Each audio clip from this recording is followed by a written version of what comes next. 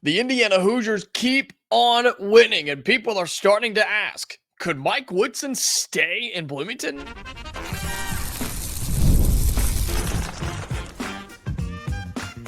You are Locked On Hoosiers, your daily podcast on the Indiana Hoosiers. Part of the Locked On Podcast Network, your team every day.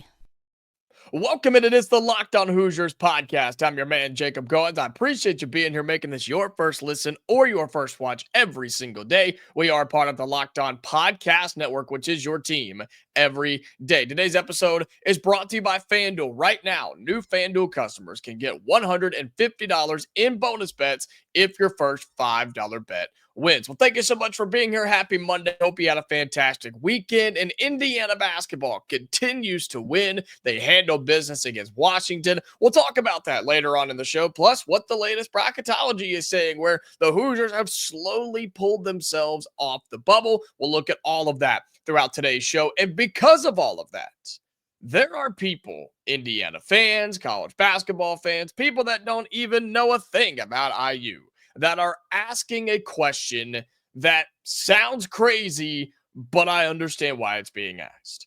Could Mike Woodson stay as the head coach of the Indiana Hoosiers? Have they done enough since the announcement where seemingly they're playing their best basketball? Could he remain the head coach of the Hoosiers next year? Could he unretire, as for lack of a better word, right?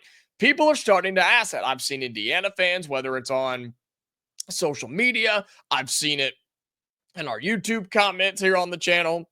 I've seen college basketball people talking about this, other shows talking about this. Heck, I have people who are texting me and asking me who have been kind of paying attention with this whole thing, and they're like, man, Indiana's starting to play good. Or maybe they'll just keep the old ball coach, right? Maybe he'll just hang around. And it's understandable why this question is being asked. I mean, look at what Indiana's been up to as of late. In your last 5 games, you're 4-1. That's the best stretch you've had all season in Big Ten play, and it's not even close. Sure, you went on a miserable losing streak, but then news breaks, and all of a sudden, hey, Indiana starts winning basketball games. And 2 of those wins against top 25 teams, right?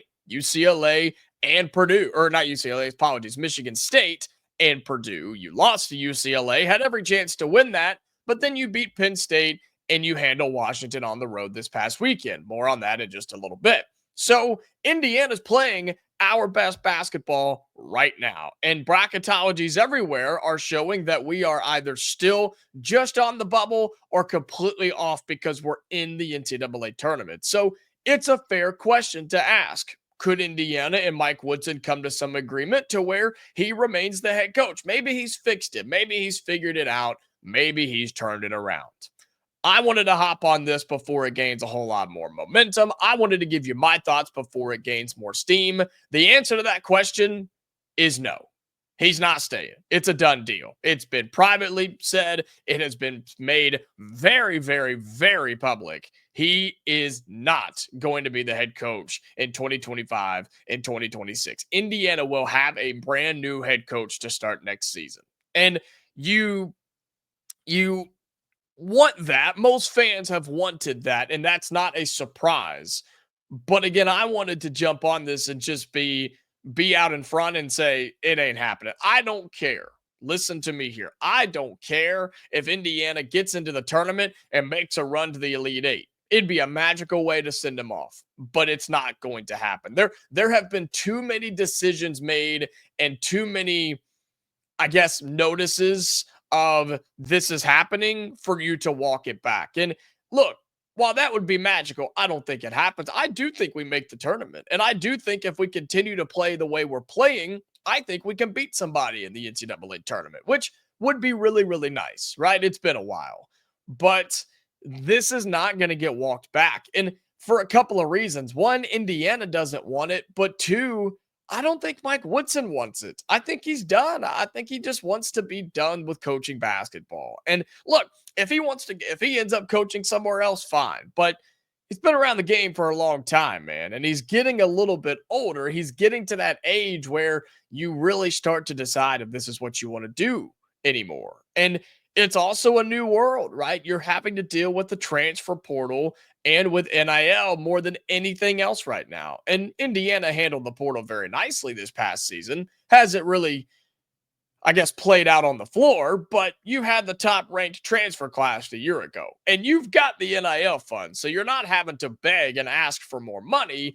You're just having to deal with the kids and the student athletes with all of that type of stuff. And so, more importantly, I just don't think Mike Woodson wants to do it anymore. And I don't really blame him. He's been coaching for a long, long time, and there is an agreement in place that this is going to happen. And let's not forget, most Indiana fans, most of you don't want him here anymore, not because of him or as a person or whatever, just as a head coach. You've wanted him out for quite some time. And so I don't think this question was being asked from a hopeful standpoint of, oh, maybe we can keep him. No, I think it was more of a, is this going to happen? Is Indiana going to, would they really do that if Mike Woodson, let's say, wins out here in the regular season by beating Oregon and Ohio State, making the tournament, and heck, even just making it to the Sweet 16, right? No, they would not keep him. They would not retain him. He would not come back. This is a done deal, and Indiana is looking for a brand new head coach. And we've had a ton of great episodes about that, so be sure you go check those out. More to come as more news arrives.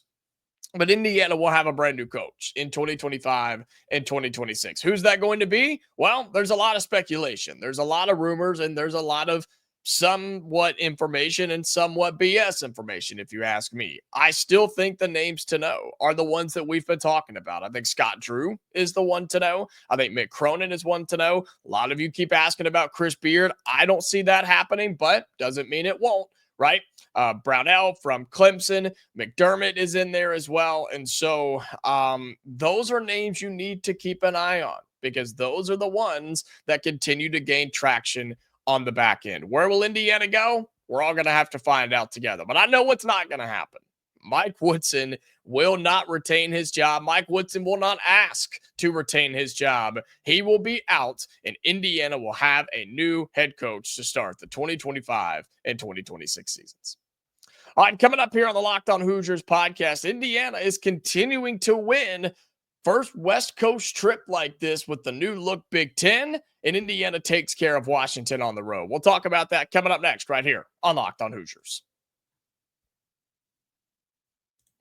Today's episode of Locked On Hoosiers is brought to you by Roy. Attention, Locked On Hoosiers fans. Ever wish that you could directly support your favorite Indiana athletes and be a part of their journey? Now you can with Roy, the NIL app that puts fans in control. Before Roy, NIL deals were often handled behind closed doors, and fans like you didn't have a clear way to directly support the players that you love. Now with Roy, you can make a real impact and feel closer to the athletes representing Indiana. With Roy, you get to choose the player you want to support, decide how much you want to contribute, and get exclusive content straight from the athletes that you back. And the best part, if your player transfers, you get your money back. So it's a risk-free way to show your support and make your voice heard. Support your favorite players directly and help shape the future of IU sports. Download Roy app now from the App Store and start backing Indiana athletes the way that they deserve, with transparency, trust, and real impact. This is the future of college sports. Join it now by downloading Roy and supporting your favorite players. Again, download Roy today on the App Store. All right, welcome back into Locked On Hoosiers, your daily spot for all things Indiana athletics. We appreciate you being here, whether you're listening on audio, watching on video on YouTube, however you support and take in this podcast. I really do appreciate it. And the numbers are going crazy. February was an incredible month, so thank you so much for that. The people up top, man, the people upstairs in the management side of Locked On, they're noticing what we're doing over here. So thank you so much for making that possible. If you are listening on audio, be sure that you are keeping track of us, following us if you can, have those notifications turned on, leave us a 5-star review. That helps us out so much in terms of just helping us grow here on the audio side of the channel. And if you're watching on video on YouTube, like the video, hit that thumbs up, helps it get out there. More people can find it. Also, be sure that you are commenting your thoughts down below. I'd love to see the interaction and the engagement on these videos. So leave that down below. And if you have not already, subscribe to the channel. All that does is you become an everydayer. You get notified when new episodes come out, and you get to be a part of this wonderful community. We are 9 subs away from 4,800. We can get there today, right? We can do that. That's easy. Let's get some more subs to 4,800. So thank you so much for doing that as well. Okay. Really, really do appreciate it. All right, well, Indiana, I said it. We keep on winning, and that's exactly what happened when we went to Washington, right? Making this West Coast trip where the guys flew out. They're making an entire week out of it almost, where they went to Washington, right? They stayed overnight. Then they flew to Eugene, and they're making one big trip out of it, which is smart nowadays when you have to go out and play these teams across the country, basically. And look, we knew going into this, following the Penn State win, where Malik Reneau did not play, he was taken to the hospital. We didn't really know what his status was going to be. And thankfully, it was just an illness. Mike Woodson talked about how they were debating on whether he was going to be able to fly with the team or not. That was even, I mean, there was a lot of things going on when they were out west. And they decided that it was safe, that he was fine, and everything is good to go. And Malik Reneau had a fantastic game. More on that in just a moment. But we knew coming out of the Penn State game, after you win a nail-biter there, 83-78 over the second worst team in the Big Ten, we then knew we were going out west to play the worst team in the Big Ten, according to the standings, okay? And we understood that this was an important game for us because, yes, it's on the road. Yes, it's against a bottom-tier team in the conference, but it's one that you couldn't afford to lose, right? It's a win where you don't get any credit. Nobody's hyping you up today because you beat Washington. Nobody was celebrating you. Nobody's hanging banners or popping confetti, okay? But it's one of those games where if you win, nobody cares. But if you lose, everybody takes notice. And Indiana went into it, I feel like, with that mindset of we are not losing this game. And that's exactly what happened, man. A really, really good performance, 78-62. We get it done on the road against Washington, who is now 4-14 overall in the conference. Your Indiana Hoosiers back to 500. We're 9-9 in conference play. And Malik Reneau was a huge, huge part of that. 22 points off the bench, 10 of 13 from the floor, including making his first 6 shots, by the way. Went 2 for 3 from the free throw line, 6 rebounds, and 2 assists for the young man in just 25 minutes played. He was dominant, and he continues to play extremely well at a very high level, does Malik Reneau. And you're seeing, right, Oumar Ballo got the start, but Malik Reneau played the most minutes. And that's because he has made this team better when he's on the floor by himself. We tried to run both of them together for quite some time, and it just didn't work, man. It just was not working for whatever reason.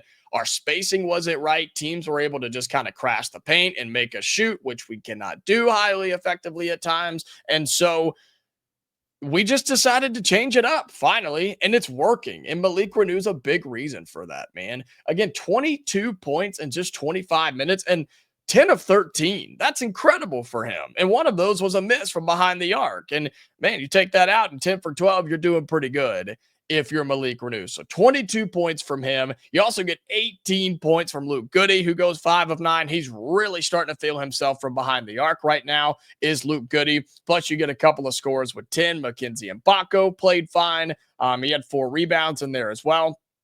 And you also had 10 from Miles Rice, right, who did not get the start. You've noticed Anthony Leal, Trey Galloway starting to get into that rotation.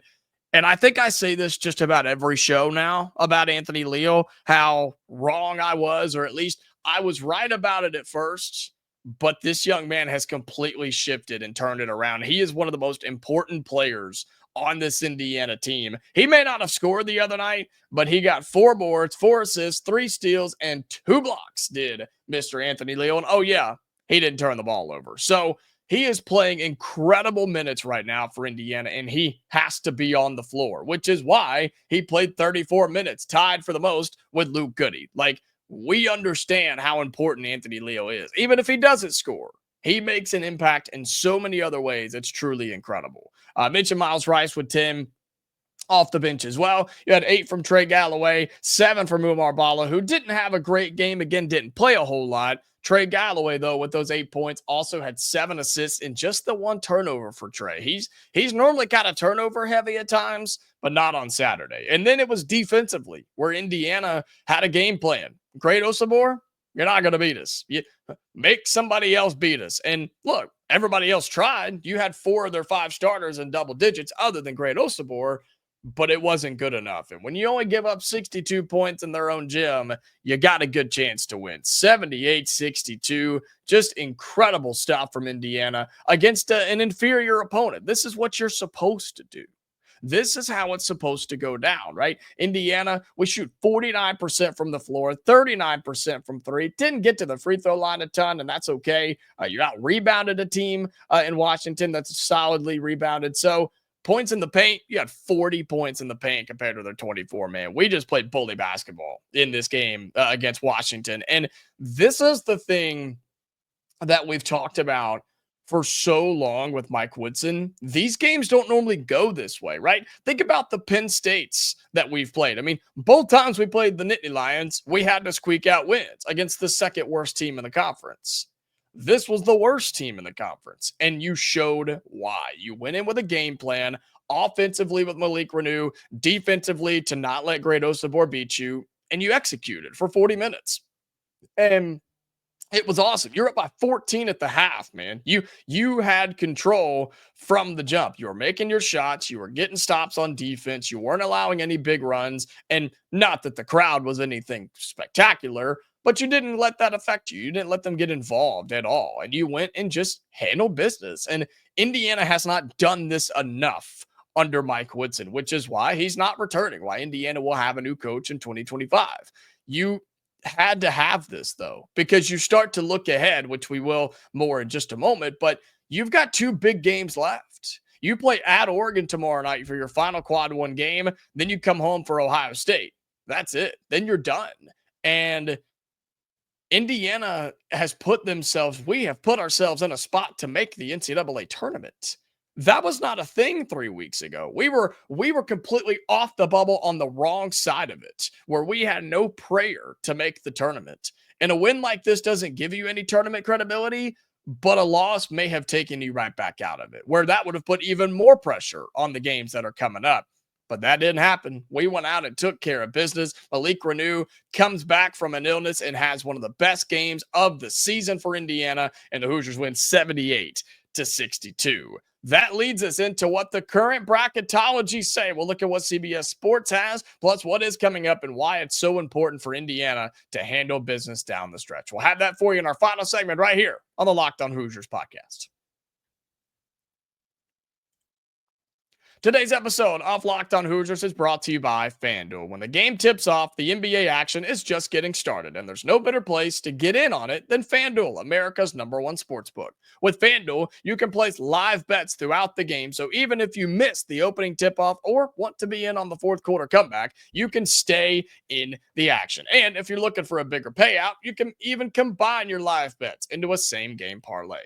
I love using FanDuel's live betting feature because it keeps every moment of the game exciting. Whether I'm backing my team for a late game rally or picking a player to hit a clutch 3, I never feel like I missed my chance. Plus, the app is easy to use, and when you win, you get paid instantly. You ain't waiting around for your money. They've got you taken care of. Right now, new FanDuel customers can get $150 in bonus bets if your first $5 bet wins. Just visit FanDuel.com to join today. That's FanDuel.com for your shot at $150 in bonus bets. Make every moment more with FanDuel, the official sports betting partner of the NBA. All right, final segment here on Locked On Hoosiers. Again, thank you so much for being here. Greatly appreciate you and your support. And with the win over Washington, now the question is, what's next? What does Indiana have coming up? And plus the latest bracketology. We've got that for you here on today's episode. And as of this recording, Joe Lunardi has not updated his for ESPN's bracketology, but Jerry Palm has at CBS. This was through the Saturday games. So the games that happened on Sunday does not have an impact on this, but Doesn't really matter. I mean, Michigan got blasted by Illinois. Michigan State continues to win. They've pulled just a slight edge ahead of Michigan in the Big Ten standings. And so this is more obviously about us, about Indiana and where we stand right now. He's got us not just off the bubble, he's got us in the daggum tournament, man. We are the 10th seed right now against St. Mary's. That's the 7th seed. That game would be played in Cleveland, so not the worst spot to play in the world. We would match up with the 2 seed of Michigan State. And so, honestly, could be worse, right? Could be worse if we had to play a 2 seed and it be a Michigan State team that we've already seen. And oh, that's right, we already beat them as well. Hard to beat a team twice, I know, but just letting you know kind of where we're at. Okay, so Indiana is, as of right now, according to CBS, firmly in the NCAA tournament. And that's with 2 games to go. That is with Oregon in the midweek and Ohio State on Saturday. Oregon, of course, on the road, and Ohio State back inside of Assembly Hall. And we know those are big games, and we know they're important. But how important are they? Well, we'll talk about the bubble in just a second, but here's the latest Big Ten standings. Oregon is right above you if you're Indiana. They sit at 10-8 in the conference. Indiana's right there at 9-9 in the conference. And you guessed it, right below us is Ohio State at 8-10 in the conference. Now, in terms of winning the Big Ten, that doesn't mean anything because we're not going to do that. It does, however, have an impact on the Big Ten tournament standings, right? Because all 3 of those teams are in no threat of missing the Big Ten tournament right now. That is Washington, Penn State, and then there's a cluster at the bottom, most likely USC and Iowa. Somehow Minnesota is pulled out of there. It's pretty amazing when you think about it. But Indiana sits at 9-9, and your final 2 opponents sit right above and right below you. And for Big Ten tournament seeding, sure, it's important, but it's also important for bracketology because guess who is in part of the first 4 out? It's not Oregon because that's your last quad 1 opportunity on the road. It's Ohio State. The Buckeyes are the first 4 out, according to CBS Sports right now, and they're the 4th team out. They need some help. They need an opportunity, and they can get it by going on the road and beating Indiana on Saturday, coming on the road and beating us in our own house. We can't worry about them yet. We've got to take care of Oregon and try to get one more secured, solid win, right, to add to our quad 1 resume. But then on Saturday, depending on how the Oregon game goes, I'm not saying that that final game is a play-in game necessarily. I don't think it's that big. But Ohio State's going to be looking for a big-time win. They need one. They desperately need one because they play Nebraska in the midweek. They play Nebraska on Tuesday night, same time that we are playing Oregon. So we'll be sure to have both of those on and see what's going on there. But that's not really the win that Ohio State needs. I mean, look, Nebraska's 17-12, but they're 7-11 in conference play. They're not all that great. That's not going to be a quad 1 opportunity for them. The Indiana game could be, though, when they come on the road to Assembly Hall. And so, again, right now, according to CBS, ESPN's will come out on, it's either later today or Tuesday. I can't remember. But we're in the tournament as of right now. And so the question becomes, all right, well, what do you have to do? What do you have to do to stay in the tournament? I say split. I think if you split, I would love to win the Oregon game. That would 100% solidify you in the NCAA tournament, I would think.